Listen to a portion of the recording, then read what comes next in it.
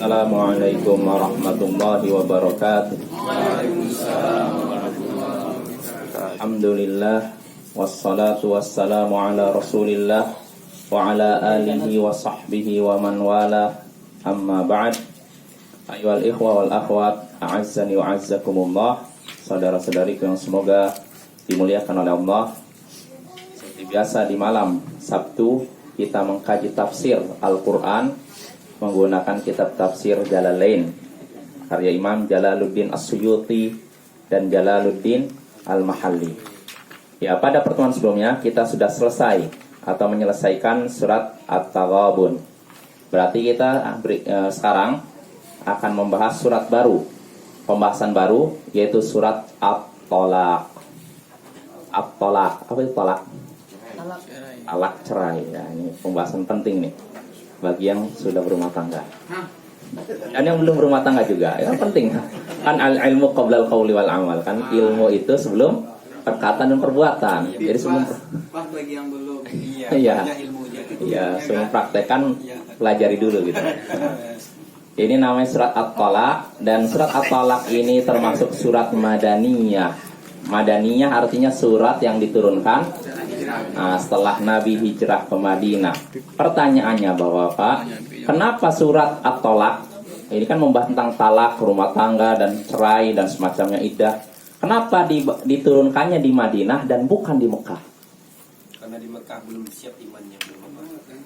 Iya betul. Ya, artinya kalau di Mekah umat Islam ini baru saja istilahnya apa ya? Baru masuk Islam. Para sahabat Nabi baru masuk Islam. Iman mereka baru saja tumbuh. Kalau sudah dibebani ini dan itu dan ini nggak boleh. Akhirnya akan apa? Berat. Makanya ayat terkait hukum syariat seperti potong tangan dan semacamnya, termasuk masalah cerai dan semacamnya, ini diturunkan di Madinah. Tatkala umat Islam keimanan mereka sudah kuat, tauhidnya sudah menancap di dada mereka, barulah turun seperti ini. Nah, dari sini kita bisa mengambil pelajaran tatkala kita ingin berdakwah atau mendakwahi orang, hendaknya kita perkuat dulu imannya, tauhidnya, akidahnya. Jangan belum apa-apa udah jelaskan masalah hukum ini, misalkan yang perkara yang bagi masyarakat mungkin dianggap lumrah, padahal itu haram misalkan. Jangan singgung dulu, karena kalau sudah sebutkan itu dulu, lari dulu. Ya, jelas ya. Nah, ini jangan. Jadi kalau kita mau berdakwah, yang dasar dulu. Loh, kalau kayak gitu lama kita nggak akan dapat orang. Ya itu kalau apa istilah tujuan dakwah seperti itu, ya nggak akan diberkahi. Tujuan dakwah itu bukan mengumpulkan orang, tapi menyampaikan ilmu, risalah dari Allah disampaikan sampai ke orangnya. Kalau terima alhamdulillah, kalau tidak alhamdulillah. Ya artinya ya sudah, terserah urusan dia dengan Allah ya. Iya, artinya kita cuma menyampaikan, bukan mencari pengikut dan semacamnya. Maka hendaknya kita berdakwah seperti yang dijalankan oleh para rasul. Metode dakwah kita mengikuti metode dakwahnya para rasul. Dan para rasul ketika memulai dakwah, mereka memulai dengan masalah tauhid, akidah, keimanan. Inilah diperkuat ininya, baru membahas yang lain. Ya, ini penting ya.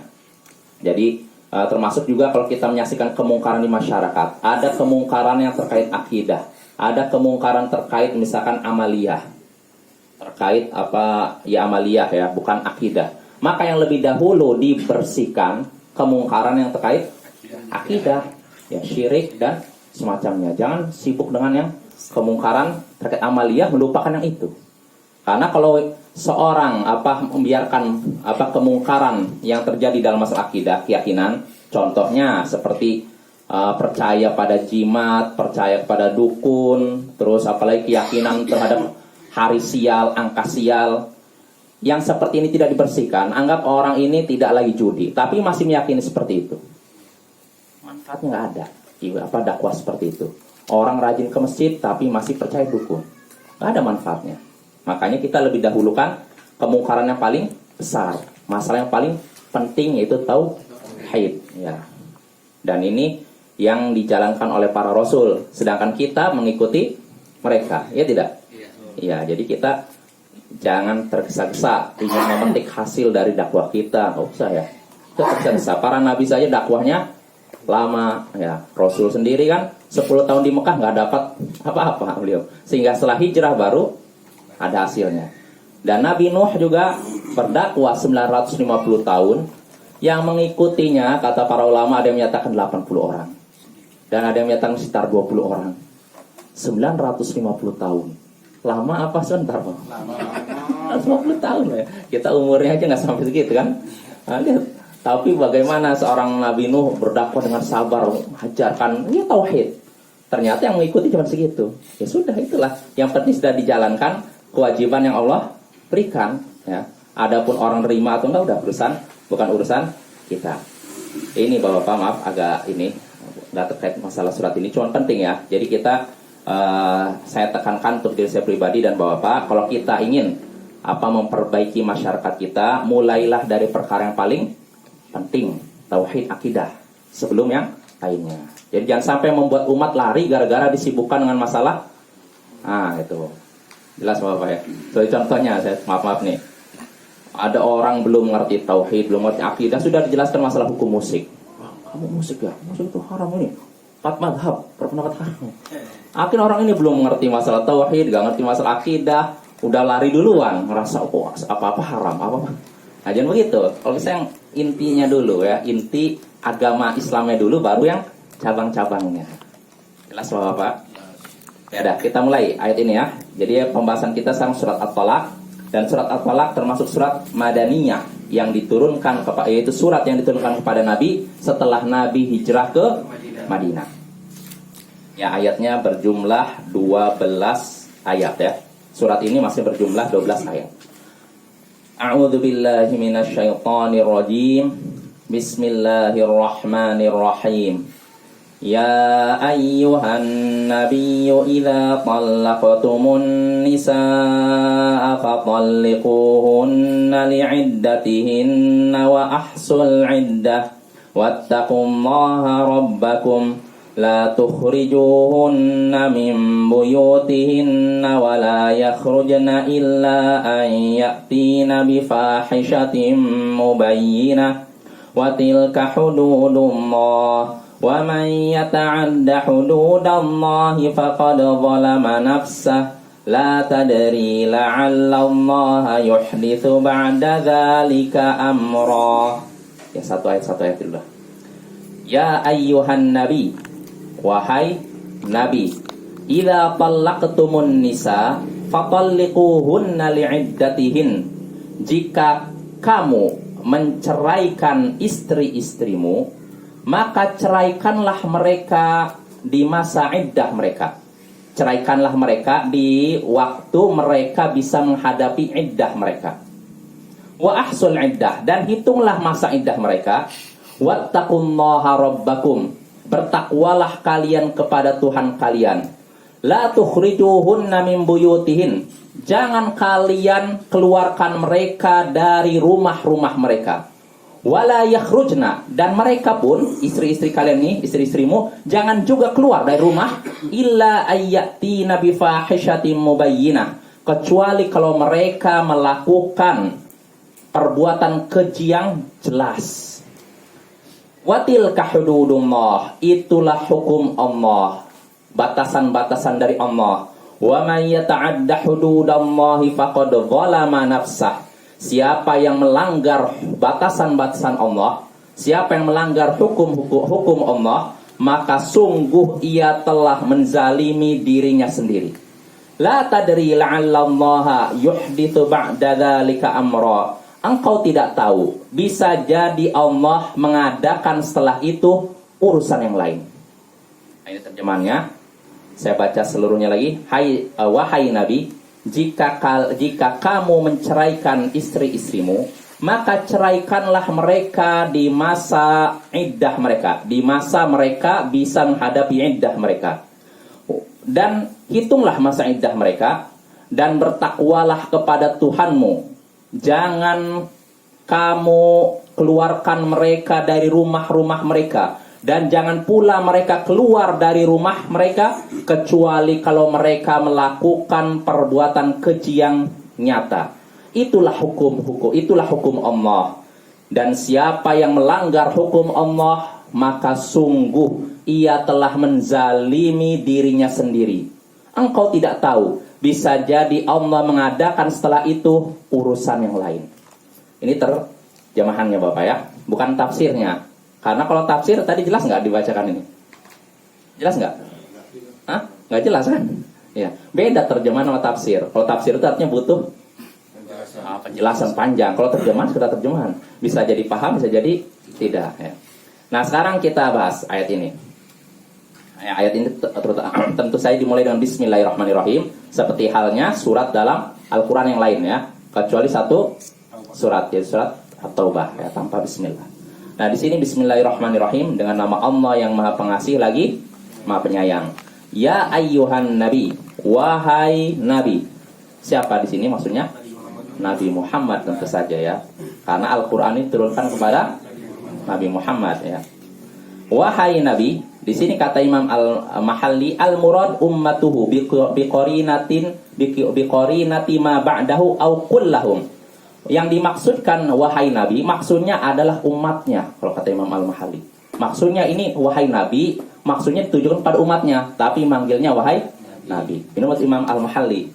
Dengan apa? Apa alasannya? Karena ada indikasi setelahnya. Maksudnya apa? Kalimat setelahnya menunjukkan bahwa ini bukan Nabi, tapi maksudnya perintah untuk umatnya. Ini pendapat pertama. Atau maksudnya kullahum, wahai Nabi, katakanlah kepada mereka. Mereka ini siapa? Umatnya. Jadi ini maksudnya bisa Nabi, atau maksudnya Nabi disuruh berkata kepada umatnya ya. Wahai Nabi, jika kamu menceraikan istri-istrimu, maksudnya apa? Ai aradtumut talaq. Kalau kamu ingin menceraikan istrimu, fatalliquhunna li'iddatihin, maka ceraikanlah mereka di masa iddah mereka. Maksudnya apa? Li awwaliha, maksudnya di awal-awal mau masuk masa iddah. Masa iddah ini masa menunggu, menanti sampai selesai. Kalau masa iddah sudah selesai, berarti seorang wanita bisa nikah lagi, baik dengan suami yang menceraikannya maupun dengan laki-laki yang lain. Jadi ini masa iddah ini sudah ditentukan. Seorang wanita harus menunggu. Jadi nggak boleh laki-laki lain misalnya, oh saya udah suka dengan ini, istrinya si ini, lagi belum selesai iddahnya udah langsung dilamar, haram. Seperti ini Bapak ya. Nah ini apa? Menunggu. Iya, menunggu apa ya? Masa iddah itu menunggu selesai ininya. Iddah udah jelas Indonesia ya? Sampai habis iddahnya. Iya, sampai habis iddahnya. Cuma maksudnya menunggu apa? Menunggu iddah. Iddah itu apa? Ya apa ya, bingung. Udah jadi bahasa Indonesia artinya. Iya kan? Ada di kamus besar ini. Tiga kali dah. Satu kali. Iddah satu kali. Apa? Kali iddah. Satu kali dah satu. Iya. Tak dua kali. Ada juga orang bilang dua kali. Oh, maksudnya wanita ini berapa kali cerai maksudnya? Ya, satu kali cerai tiga bulan baru. 3 kali haid. Masa iddah, oh maksudnya berapa lama gitu nanti? Oh 3 kali haid. Saya tahu 3 kali haid. Ya kita lanjut lagi. Wahai Nabi, jika kamu menceraikan istrimu, maka ceraikanlah mereka di masa mereka bisa menghadapi iddah mereka. Maksudnya sebelum masa iddah. Artinya apa? Di sini kata Imam Al-Mahalli, bi an yakuna talaqu fi tuhrin lam tamassafi. Maksudnya engkau menceraikannya di ketika wanita itu dalam keadaan suci belum digauli. Suci belum digauli. Ya. Jelas Bapak. Jadi menceraikannya, kalau mau menceraikan, ceraikannya di masa ketika wanita itu masih suci dan belum digauli, supaya mereka bisa menghadapi iddahnya. Artinya apa? Gak boleh menceraikan istri ketika dia sedang haid. Begitu juga ketika suci tapi sudah digauli. Lagi dalam keadaan suci nih, gak lagi haid, udah digauli lalu kamu saya cerai. Jangan. Begitu juga ketika haid. Gak digauli, kalau haid kan haram kan? Tiba-tiba kamu saya ceraikan, gak boleh. Ini gak boleh ya. Jadi terus kapan waktu yang diperbolehkan suami menjatuhkan cerai talak? waktunya yaitu ketika istri dalam keadaan suci dan belum digauli. Ya. Ya, li tafsiri sallallahu alaihi wasallam bidzalik, karena tafsir Nabi sallallahu alaihi wasallam tentang itu. Rawahu Syaikhan, yaitu diriwayatkan oleh Imam Bukhari dan Muslim. Jadi tafsirnya disebutkan dalam Sahih Bukhari Muslim. Suatu hari Ibnu Umar menceraikan istrinya ketika haid, ketika datang bulan. Nah, akhirnya Umar bin Khattab melaporkan perbuatan anaknya ini, Abdullah bin Umar, kepada Nabi sallallahu alaihi wasallam. Maka Nabi pun disebutkan dalam hadis fataghayyadha fihi Rasulullah sallallahu alaihi wasallam. Rasulullah pun menjadi marah. Lalu berkata liyuraji'ha, hendaknya si Ibnu Umar ini rujuk kepada istrinya. Liyuraji'ha thumma yumsikha tathur. Hendaknya dia kembali kepada istrinya lalu menahan istrinya sampai dia suci. Thumma tahidha fatathur. Lalu setelah itu sampai dia haid lagi lalu suci lagi. Fa in badalahu an yutalliqha. Lalu setelah itu, setelah dia suci lalu haid lagi lalu suci. Nah, kalau setelah itu dia ingin menceraikannya, fal yutalliqha qabla an yamassaha. Hendaknya dia menceraikannya sebelum mencampurinya. Nah, ini aturan dalam Islam. Jadi harus nggak sembarangan menceraikan juga Bapak ya, ada masanya. Dan kalau seorang menceraikan istri di masa haid, itu namanya tolak bid'ah, tolak bid'ah Bapak. Ya. Sedangkan kalau menceraikan istri di masa suci dan belum digauli, namanya tolak sunnah. Tolak sunnah, tolak bid'ah. Artinya kalau tolak bid'ah yang terlarang, tolak sunnah yang diizinkan. Berarti saya mau nanya Bapak, kalau disebutkan kata bid'ah, tadi tolak sunnah, tolak bid'ah. Tolak sunnah yang diterima, tolak bid'ah yang tidak diterima. Berarti kalau disebutkan kata bid'ah, identiknya positif atau negatif? Positif kalau masalah. Hah? Bid'ah. Bid'ah. Kan tolak sunnah, tolak bid'ah. Tolak sunnah yang diterima, tolak bid'ah yang tidak diterima. Berarti kalau disebutkan kata bid'ah ini identiknya negatif atau positif? Negatif ya. Ini satu yang nggak perlu dipikirkan panjang-panjang kan artinya kan. Jadi kalau dalam syariat Bapak, yang namanya bid'ah itu identiknya negatif. Hah? Hasanah. Iya buktinya ini. Dalam tolak aja dibedakan tolak sunnah, tolak bid'ah. Tolak sunnah adalah tolak yang diterima, tolak bid'ah tolak yang tidak diterima ya. Ya, tolak bid'ah itu apa? Tolak yang dilakukan oleh suami, yang dijatuhkan suami ketika istri lagi haid. Seperti yang dilakukan oleh Ibnu Umar, dan itu disebut tolak bid'ah. Tolak yang terlarang ya. Sedangkan tolak sunnah yaitu tolak ketika si istri lagi suci dalam keadaan belum digauli, atau si istri ini jelas-jelas hamil. Ini diperbolehkan. Adapun kalau si istri lagi haid atau dalam keadaan suci dan sudah digauli, nah ini perkara yang terlarang. Jelas Bapak? Jelas. Atau agak rumit ya, kita lihat lagi. Yang penting ini, tolak yang diperbolehkan di sini disebutkan oleh Imam Mahali, yaitu tolak yang dijatuhkan suami kepada istri tatkala si istri masih suci dan belum digauli ya, bukan ketika haid atau dia dalam keadaan suci dan sudah digauli. Wa ahsul iddah, dan hitunglah masa iddah istri-istrimu. Jadi masa iddah itu harus diperhatikan sejak kapan sampai kapan ya. Maksudnya apa? Hitunglah masa iddah itu. Ihfazuha, jagalah masa iddah itu. Lituraji'u qabla faraghiha, supaya kalian bisa rujuk sebelum iddah itu selesai. Karena kalau iddah itu udah selesai, mau rujuk udah nggak bisa. Nikah lagi nah, Pak. Kalau mau nikah lagi dengan akad baru. Kalau cerainya satu ya. Adapun kalau cerainya sudah 3, nggak bisa begitu. Misalkan suami udah menceraikan istrinya 3 kali, maka si istri ini udah nggak boleh tinggal lagi serumah sama suami. Nanti kalau masa iddah selesai, si istri dipersilakan nikah sama laki-laki lain.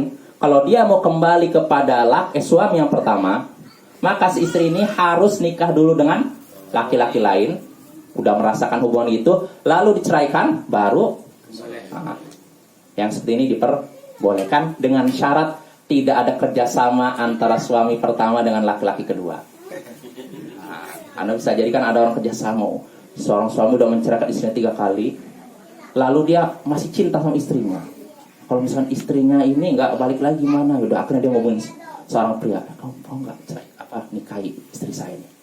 Nanti kalau kamu sudah nikahi, ceraikan ya. Nah, kali kong dibayar kadang. Tentu aja nggak terang-terangan ya, mungkin berdua. Nah, sebetulnya haram. Ya, itu terlaknat Allah. Disebutkan dalam hadits la'anallahul muhallil wal muhallal lahu. Allah melaknat orang yang menghalalkan dan minta dihalalkan. Menghalalkan istri, maksudnya menghalalkan istri yang sudah ceraikan 3 kali, dan yang minta dihalalkan, yaitu suami yang pertama, itu haram. Ya. Bagaimana kalau ada seseorang itu profesinya, Tad?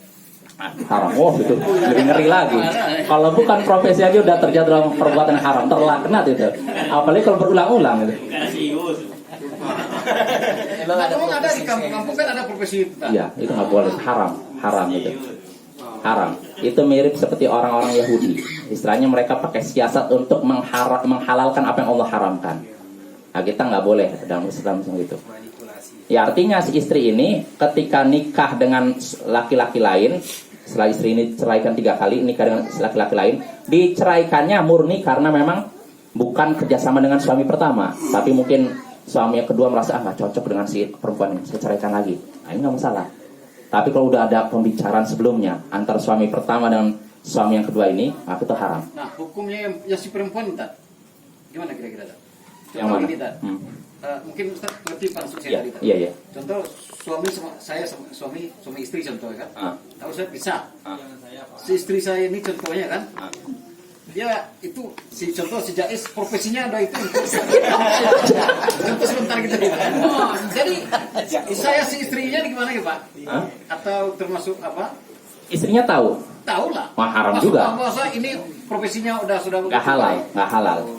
Nggak halal, balik lagi kepada apa tadi.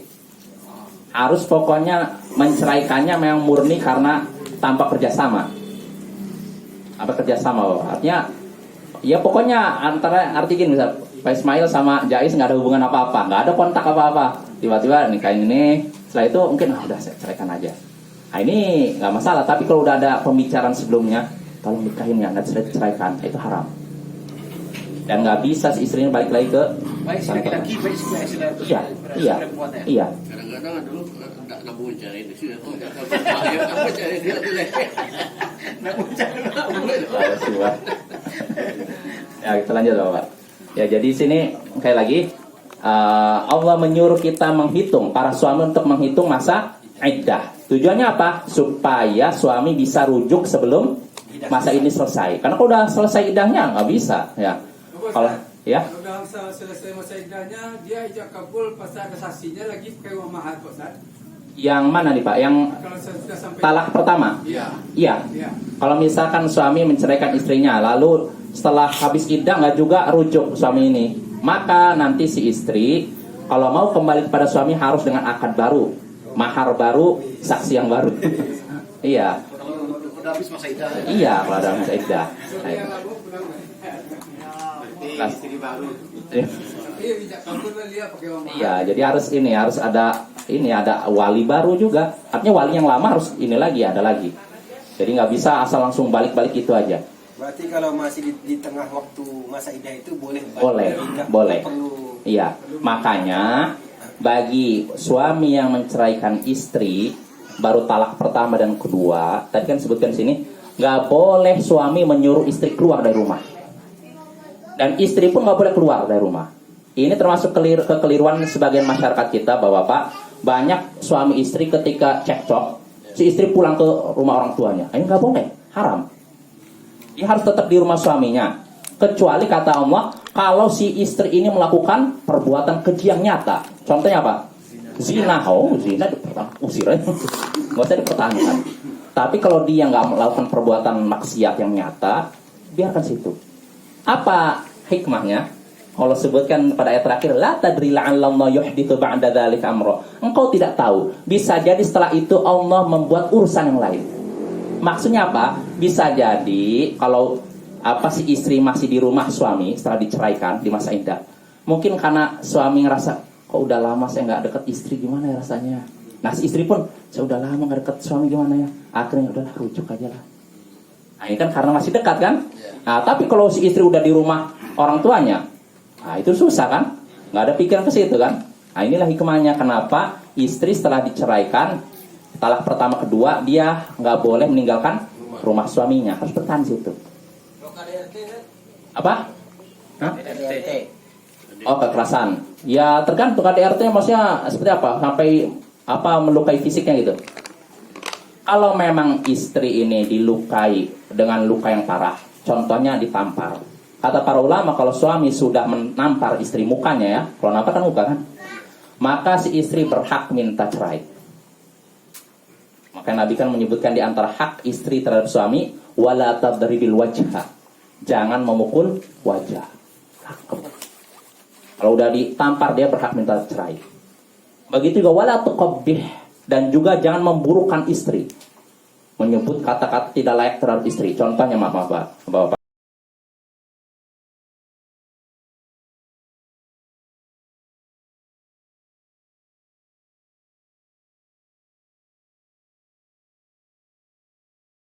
Dia dipertahankan, maka dipertahankan dengan cara baik. Kalaupun dilepaskan dengan cara yang baik. Adapun kalau laki-lakinya nggak ngerti agama, ya begitu, dipukul, di apa, dan apa si istri ini nggak diberikan haknya. Kalaupun diceraikan, nggak diberikan haknya. Terutama kadang sebagian suami juga menceraikan istrinya ketika hamil, dan nafkah istrinya ketika hamil nggak dikasih. Oh, ini kezaliman Bapak ya. Kalaupun apa, misalkan udah cerainya 3 kali, kan kalau udah cerai 3 kali istri udah nggak boleh lagi di rumah suami, dia harus keluar kalau udah 3 kali kan. Tapi kalau dia hamil, maka nafkah untuk si kandungan ini dari siapa? Suaminya. Nanti kalau dia lahir juga anaknya, tetap suami wajib. Nah ini, nah inilah pentingnya ilmu ya. Jelas Bapak ya? Ya. Kita kembali lagi. Jadi Allah menyuruh kita untuk para suami untuk menghitung masa iddah. Wattaqullaha rabbakum. Bertakwalah kalian kepada Tuhan kalian. Maksudnya apa? Ati'uhu fi amrihi wa nahyi. Taatilah Allah dalam perintahnya dan larangannya. La tukhrijuhunna min buyutihin. Jangan kamu mengeluarkan mereka dari rumah-rumah mereka, dan jangan pula mereka keluar dari rumah mereka. Jangan kamu keluarkan mereka dari rumah mereka. Kamu keluarkan mereka dari rumah mereka. Mereka ini siapa? Istri-istrimu. Jangan kamu keluarkan istri-istrimu dari rumah kamu, dan jangan pula mereka dibiarkan keluar. Nah ini sekali lagi, ini kalau talak pertama dan talak kedua. Kalau suami sudah menceraikan istri 1, 2, itu masih di dalam rumah, gak boleh keluar rumah. Jelas Bapak? Di sini kata Imam Al-Mahalli, wala yakhrujna minha hatta tanqadi iddatuhun. Jangan wanita itu, para istri, keluar dari rumah sampai iddah mereka selesai. Sudah selesai baru keluar. Adapun kalau iddahnya belum selesai, mereka harus di rumah. Ya. Illa ayyatina bi fahishatin mubayyinah, kecuali kalau mereka melakukan perbuatan keji yang nyata, yaitu apa? Zina, selingkuh, itu lain lagi. Ya, keji yang nyata, ay bayyinat au bayyinat, fayukhrujna liqamatil haddi alaihin. Ya, artinya di sini kekejiannya ini, ya, kecuali kalau memang para istri ini melakukan kekejian nyata, maka mereka dikeluarkan untuk diberikan apa? Hukuman. Kalau memang mereka melakukan perbuatan keji yang nyata. Adapun kalau perbuatannya bukan dianggap keji, perbuatan ya salah tapi tidak fatal, maka suami nggak boleh mengeluarkan istri dari rumahnya. Haram Bapak ya. Yang jelas Bapak. Watilka hududullah, dan itulah hukum Allah. Kalau di Minang yang kalau bercerai itu lelaki yang keluar rumah, gimana? Bukan perempuan tak? Iya itu clear tuh. Yang keluar justru perempuan. Maksudnya laki-laki yang turun dari rumah, bukan perempuan. setelah talak pertama maksudnya. Ya, setelah talak pertama. Enggak, biar di rumah sendiri gitu. Rumah lagi. Iya pokoknya yang hak talak itu kan dari suami. Maka yang berlaku tadi ini ya terhadap suami, artinya suamilah yang menentukan. Ya. Jadi yang keluar itu kalau artinya gini, kalau misalkan suami si istri ini melakukan ketika diceraikan pertama kedua, lalu dia berbuat maksiat yang nyata, yang keluar istri bukan suami. Maksudnya mungkin suami yang berbuat maksiat gitu, atau gimana? Adatnya. Yang laki menjadikan Masalah perempuan laki yang keluar rumah itu dari rumah. Biar salah tidak salah kita keluar rumah. Ya. Oh gitu. Setelah pulang dari laut, ketemu istri lu selingkuh kan. Setelah diceraikan laki-laki yang pergi lagi. Tidak ada harganya. Mungkin rumahnya itu milik istri pribadi dulu. Oh, Rumah itu dianggap apa saja Iya. kepunyaan Si wanita. istri. Mungkin pertimbangannya kalau istri dengan anak-anak masih tetap di rumah, mungkin mana jelas laki-lakinya yang keluar. Mana? Ya kalau memang rumah itu memang rumah istri, ya nggak masalah, istri punya hak untuk ini. Udah kamu keluar. Tapi kalau itu memang rumah suami, masa suami disuruh keluar? Kan aneh juga. Jadi gimana kalau harta gono-goni? Kalau harta gono gini, ya tinggal bagi aja. Misalkan suami sama istri sama-sama bisnis. Ya mungkin uangnya kan dipisahkan kan. Oh, uang istri misalkan istri jualan bakwan, suami jualan minyak wangi misalkan. Nah, kalau salah satunya nggak ikut usaha, Kenapa? Nggak ikut usaha. Oh, misalkan istrinya nggak ikut usaha, dia cuma ibu rumah tangga. Ya itu hak suami. mutlak itu hak suami. Iya, hak suami semuanya. Ada kebagian harta. Iya, suami. Jadi istri nggak ada hak di situ. Kecuali kalau istri sendiri, istri juga kerja atau istri juga punya bisnis, maka dia nanti ngambil bagian dia. Suami ngambil bagian dia. Tapi kalau misalkan istri nggak punya andil, dalam artian dia nggak punya bisnis, nggak punya penghasilan, maka istri nggak berhak untuk ngambil. Kalau yang kebanyakan di masyarakat kita kan begitu. Nah, suaminya punya penghasilan, istri ibu rumah tangga. Setelah orang itu bercerai, ini menuntut harta harus dibagi dua. Oh enggak ada, nggak seperti itu. Kecuali kalau memang istri sebelum nikah punya uang lain lagi. Misalkan uangnya di nikah dikasih ke suami, dijadikan modal usaha. Nah itu nggak apa-apa, istri minta hak lagi. Nah, tapi kalau nggak ada penyelesaian itu nggak ada hak. Tapi di masyarakat itu begitu, Ustaz. Jadi Nggak ada, dalam Islam nggak ada seperti itu. Nggak ada. Kecuali ya itu kalau misalnya suami istri memang sama-sama menjalankan usaha, maka nggak masalah, harus dibagi, itu adil. Tapi kalau misalkan yang satu tidak punya usaha, tidak punya kerja, yang satu usaha, misalnya suaminya usaha, maka istri nggak punya hak terhadap harta Tapi yang ini diterima. Ustaz, suami ada usaha, ikut membantu secara moral orang rumahnya, atau pikiran, atau membantu secara fisik. Oh, jadi kalau misalkan suami kerja, istri tidak tapi membantu. Dalam artian membantu ikut ini juga membantu usahanya gitu, diatur-atur gitu. Ya, berarti dia punya hak juga. Tentu saja beda orang yang terjun langsung dengan terjunnya mungkin cuma berapa persen. Kalau misalkan istrinya bantunya misalkan cuma dalam sehari nengok berapa jam aja terus pulang, ya berarti kan beda dengan yang istri nunggu dari pagi sampai siang. Ya kan? Ya, so, Pak. Nah, maka tinggal dihitung aja, diperkirakan aja.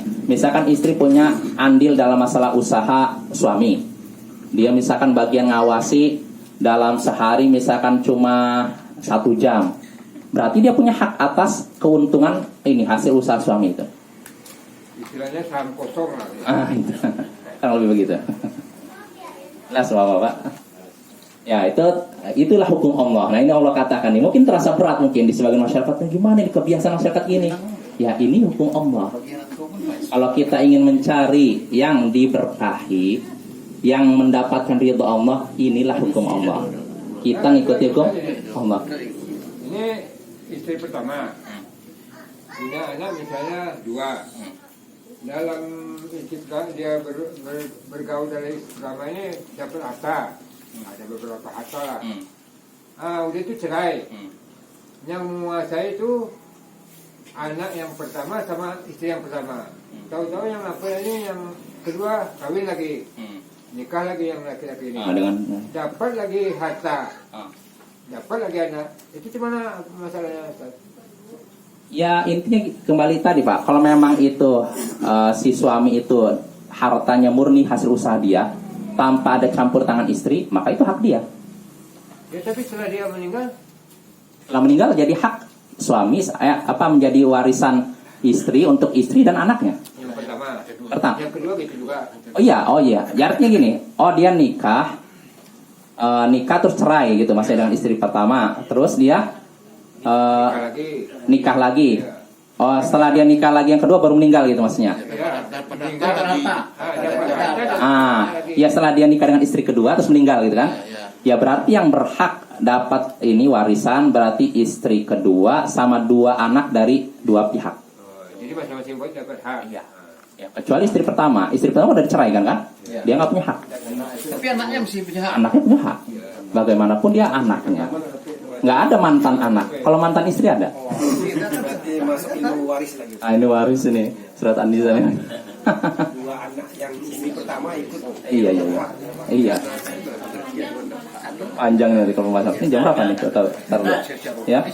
Kalau orang menceraikan istrinya ketika itu karena nggak tahu ilmunya tuh gimana hukumnya tuh? Sah gimana?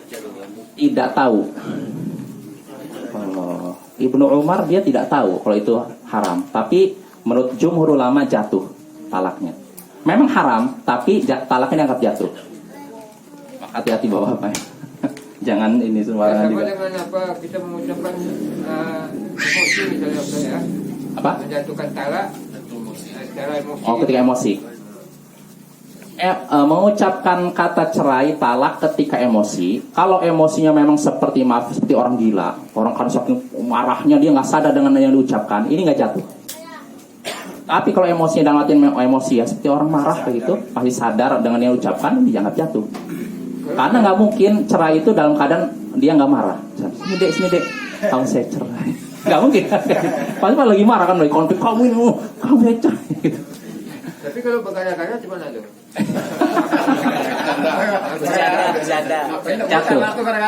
Jatuh. Sebutkan dalam hadis salatun jidduhun najid hazluhun najid at-talaq wan nikah wa raj'ah. Ada 3 perkara yang seriusnya dianggap jadi dan bercanda dianggap jadi. Apa itu? Nikah, talak dan rujuk. Ini mau serius mau bercanda jadi.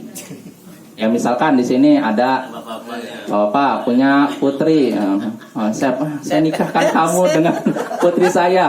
Ada saksi di sini. Terus dia mengatakan, ya saya terima bercanda nih. Maka jadi nih, udah ada saksinya. Walaupun bercanda, tapi saya kan bercanda nggak bisa, jadi itu. Nah begitu gak cerai. Jadi kalau seorang suami berkata kepada istrinya, Dek, kamu saya cerai ya? Oh gitu kan. Saya cerai gitu. Bercanda dia, itu udah jatuh itu. Maka nggak boleh bermain-main dalam masalah ini. Nikah, tolak dan rujuk. Langsung. Kalau pura-pura satu seperti dalam sinetron itu. Masuk. Iya. Kan walinya nggak sah. Hah? Kan sinetron itu walinya nggak ada. Oh, kalau nggak ada walinya, iya ya. Kalau sinetron nggak ada walinya ya. Walinya ada walaupun orang lain kan. Oh, nggak sah, karena kan nggak ada izin dari ininya, nggak ada izin dari ininya, dari apa walinya, nggak sah itu. Kecuali kalau walinya ada di situ dan mengiyakan, nah itu sah itu, walaupun sandiwara. Ini sinetron namanya lagi gunakan. Namanya. Ya. Dibilang Masih ayat pertama. Ya. cara di Periaman itu Ustaz. Dia bercerai antara suami dan istri. Suaminya turun dari rumah, tapi tidak bawa anak Ustaz. Anak tinggal sama ibunya, sama di rumahnya. Kalau disuruhnya misalnya istri suruh keluar, tentu anaknya sama bapak tinggalkan.